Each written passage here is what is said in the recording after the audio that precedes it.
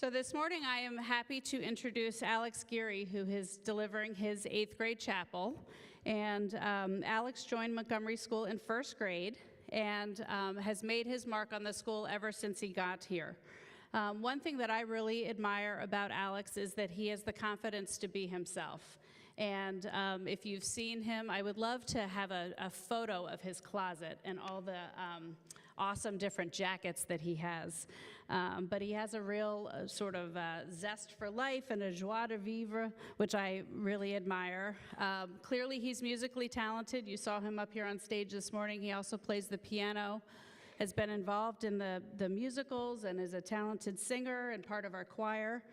But he also has been participating in athletics, and I hear that he did an amazing job at the Spartan Run this year.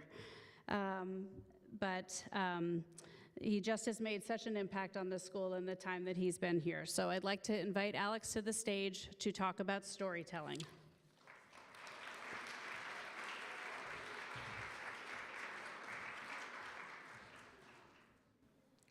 Once upon a time, call me Ishmael. In the beginning, God created the heavens and the earth. Oh, you're finally awake. There's a lady who's sure all that glitters is gold. There must be some kind of way out of here, said the Joker to the thief. I am Sam, Sam I am. In a hole in the ground there lived a hobbit. These lines, who recognizes one of them? You. Sam I am, yeah, green eggs and ham. Anyone else?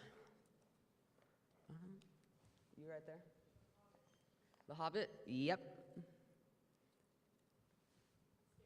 Stairway to Heaven, one of the greatest rock songs of all time.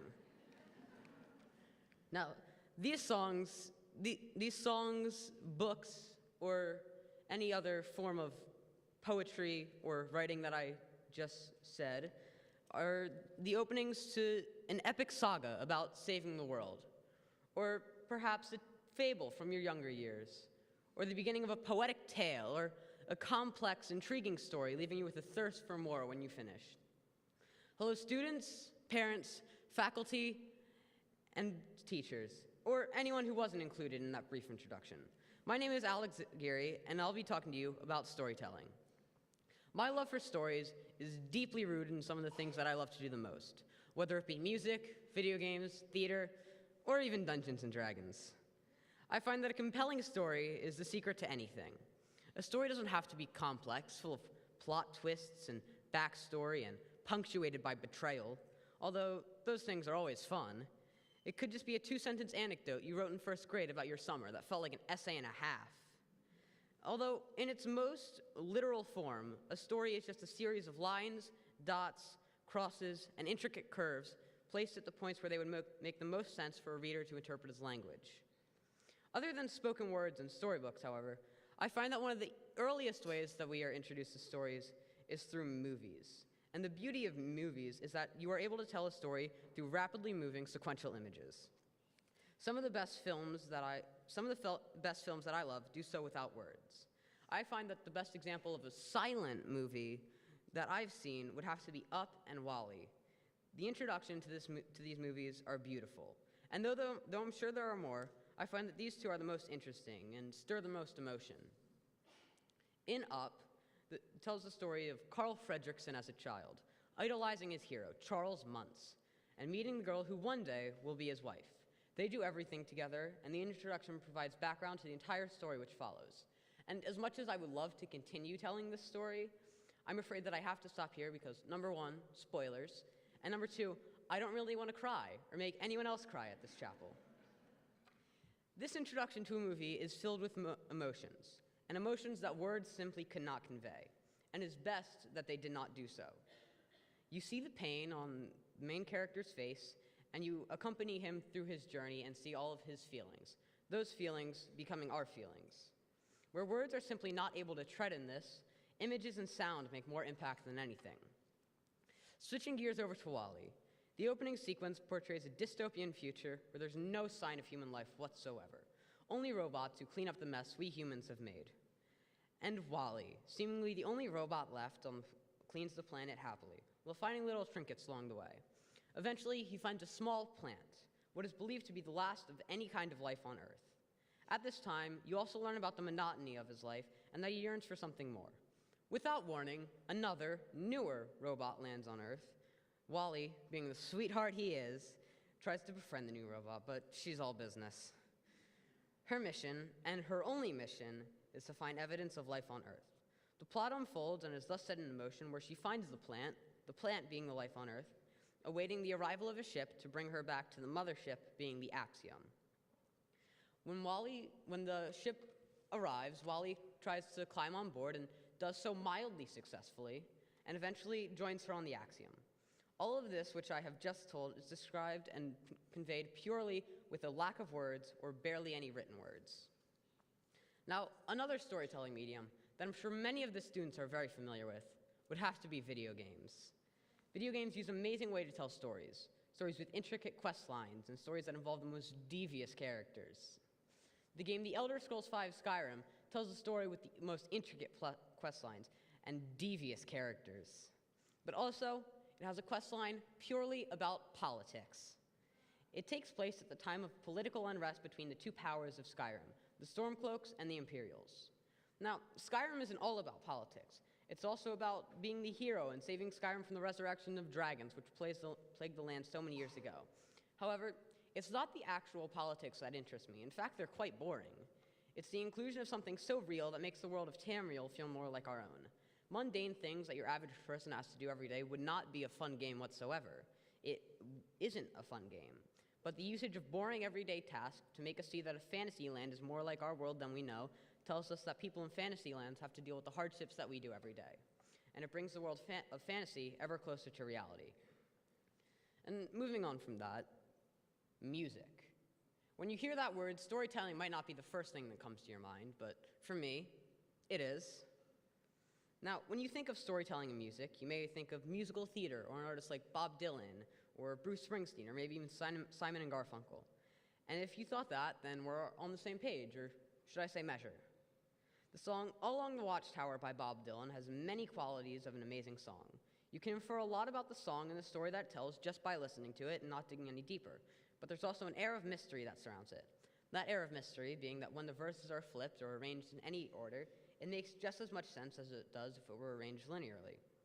The song tells the story of a joker and a thief, both trapped in a tower, trying to find a way out without being caught for an unstated crime.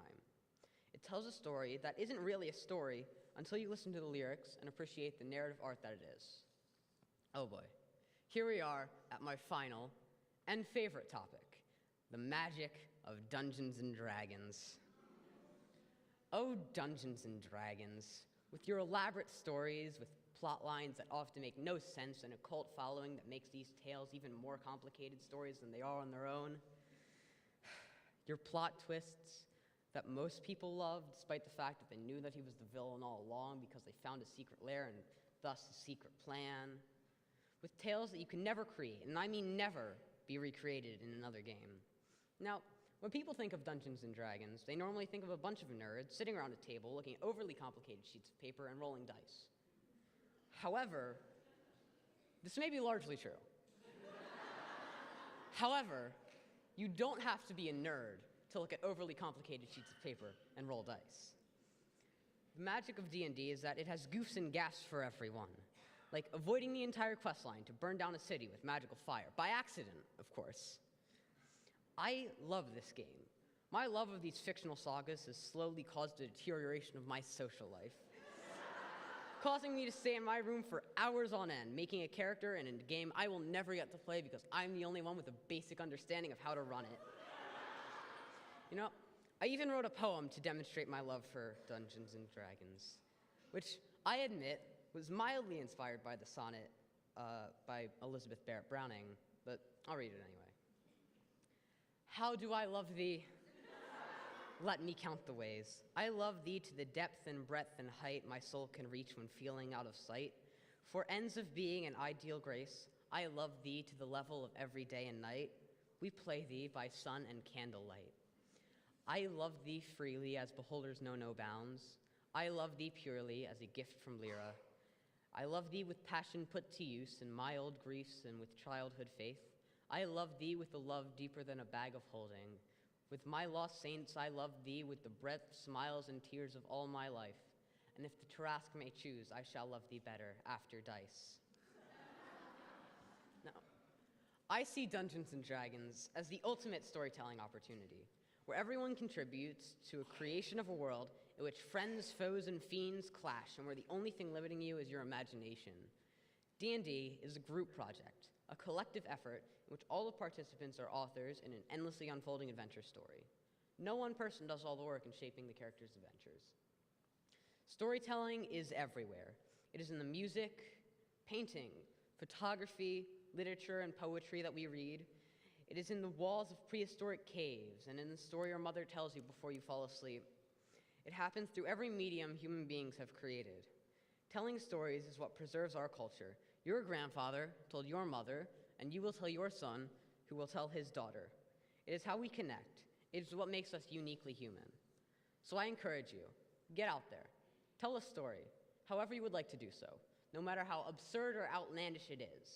One that you can cherish and hold as your oasis, your kingdom, your world, your city, your town, your hamlet, your galaxy, your universe, your country, or any form of land or measurement of an area taken up by a population, or even a subjective measurement of area given a title. And make that land truly your own, and a land where the stories you tell and listen to are made real. Have a space of what you envision as a perfect world. Thank you.